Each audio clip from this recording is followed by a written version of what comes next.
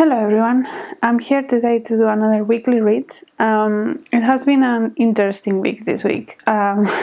So there was, it was my birthday last week, so that was cool. I got some microphone and filming equipment for my birthday, which was nice.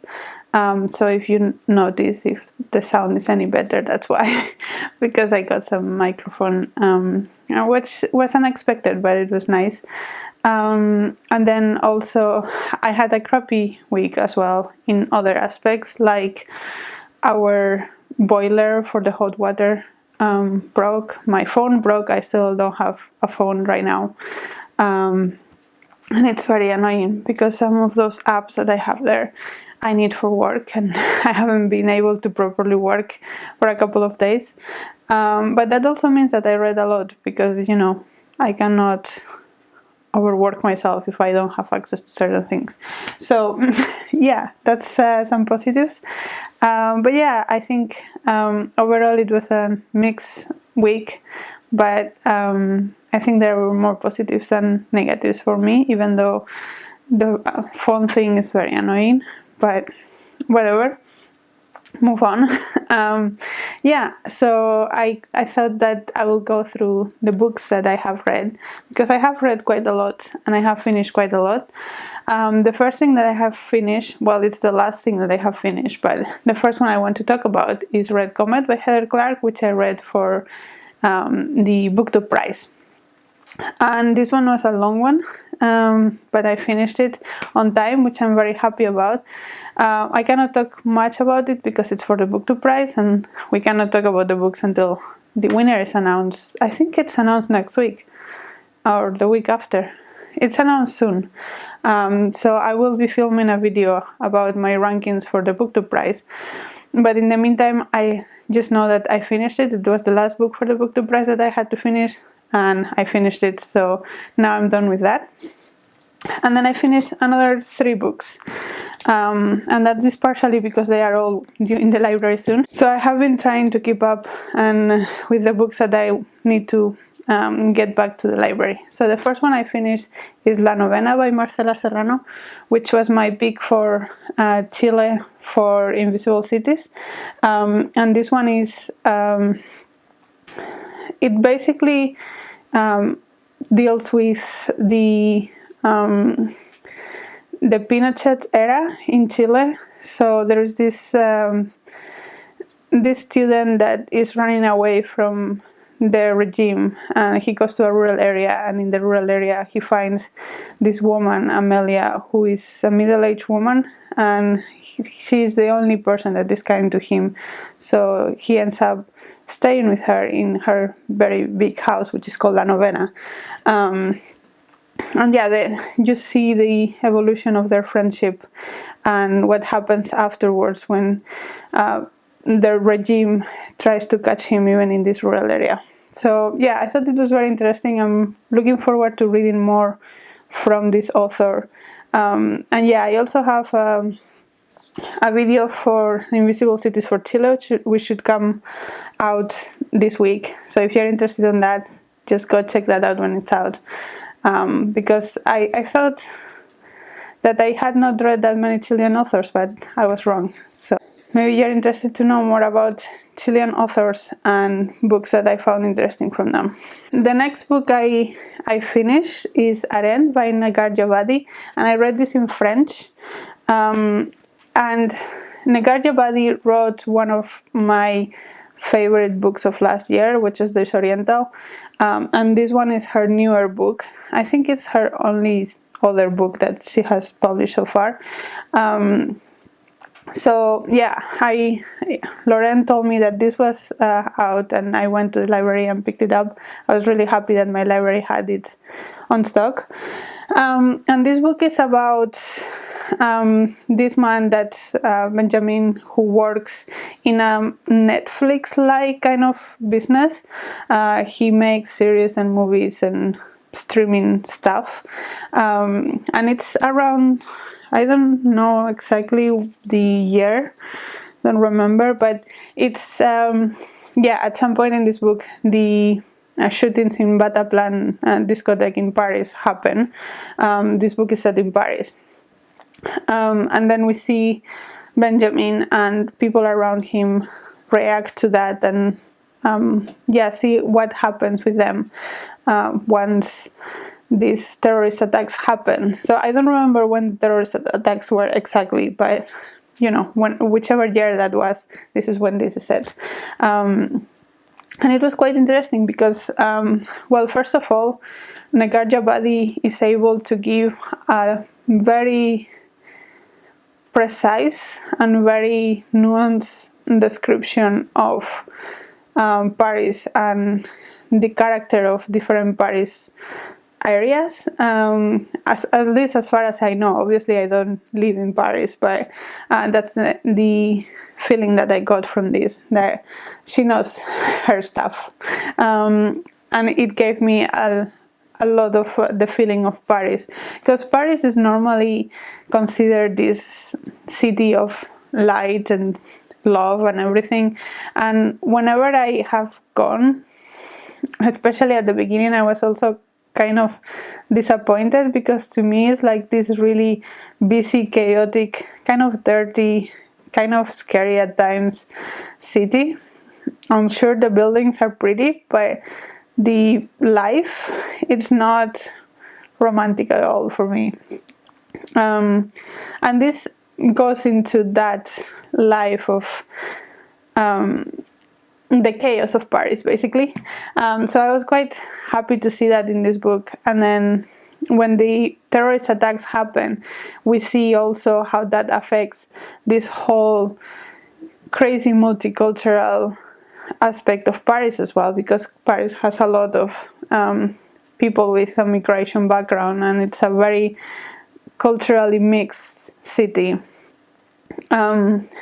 It's one of those things. I think it also happens in London, that there is France and there is England, and then there is Paris or London. Like, it's completely different places, and the spirit of France is not in the spirit of Paris. So we see how those terrorist attacks affected the spirit of Paris and the multicultural aspects of Paris. And Negar Javadi is from an Iranian background. I think she was born in Iran, but she has lived most of her life in France. So that gives us the perspective, especially from a Muslim perspective, of how those terrorist attacks affected Muslims in Paris. And I thought it was really interesting and really brilliant. I'm not sure I got everything because it's in French, and my French is good enough to read it, but maybe my concentration is not the best all the time in French, if that makes sense. So if this comes out in English at some point, which I hope it will, maybe I will reread it in English just to make sure that I got as much from the book as I could. Another thing that I really liked about this is that it does integrate a lot of social media and modern technology within the book without being jarring. I think it does it in a very pertinent way. I'm trying to find an example.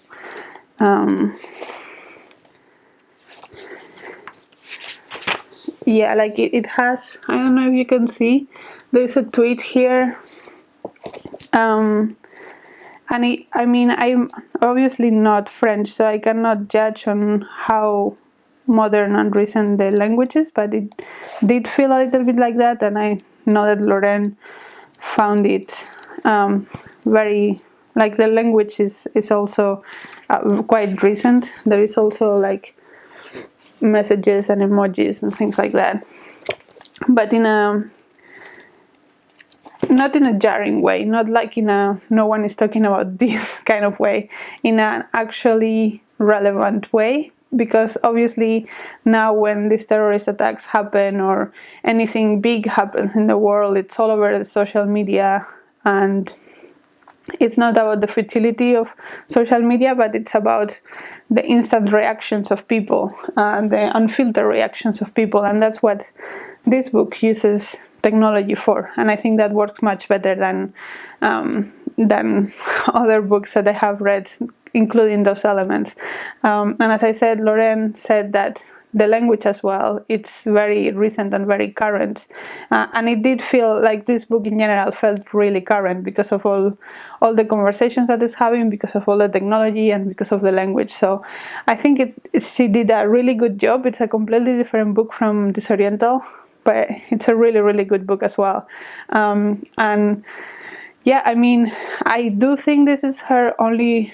I have read both of her books now. I don't think she has anything else out, but for sure I will be looking forward to whatever she writes next, because she's an author that I really enjoy. And then the last book that I read this week is Babel by Gaston Dorren, which I read in Dutch because the author is Dutch. And this is a non-fiction book about linguistics, basically. So it goes through the 20 most spoken languages of the world, which it's not the ones that are the biggest mother tongues, but the ones that are spoken the most as first or second language speakers, or third or fourth or whatever. So if you are curious, they are English, Mandarin, Spanish, Hindi, Arabic, Bengalese, Portuguese, Russian, Malay, French, Dutch, no, not Dutch, French and German, Swahili, Japanese, Punjabi, Persian, Javanese, Turkish, Tamil, Korean, and Vietnamese. So it goes through each of them and tells you a little bit more about the language. I found this a little bit disappointed, to be honest. I thought that the information that it had was quite anecdotal in a lot of places. It didn't give a lot of depth to the discussion, in my opinion. It was just about, I don't know, little things that are interesting sometimes, but it's not that deep. Like, I don't know, how the Japanese alphabet works, or how to construct a sentence in certain languages, or which words that you might not know come from a certain language, stuff like that, rather than, I don't know, the more global impact and historical, societal things that languages do. I mean, some of them did have a little bit of that. Like, I didn't know that in Japanese there is a kind of a distinct way of speaking that men and women have differently. So men speak different Japanese dialect or whatever than women.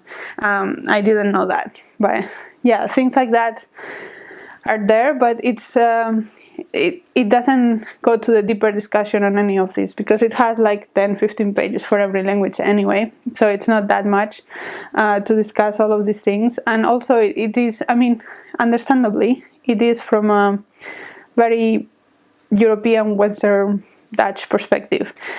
So every time that it's trying to make a statement about a certain language and the differences, he uses European languages to make that point out. So saying like how close, I don't know, Indonesian and Malay are, which he puts in one box, like he thinks that that's one language. I'm not sure if the speakers of that language will agree with that, or like the differences of Arabic between different Arabic countries. To explain that, he's like, oh yeah, imagine just like British English and American English or something like that. So it is very Western in that sense, which I understand why it's that way, but it did annoy me a little bit that we always have Western languages as the standard.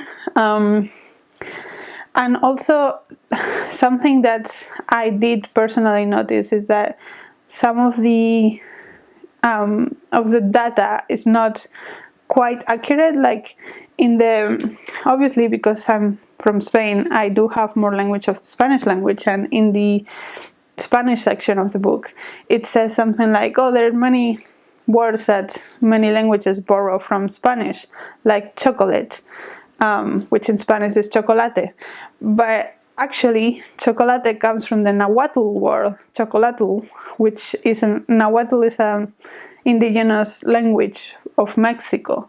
So that is borrowed from the Nahuatl, not from the Spanish.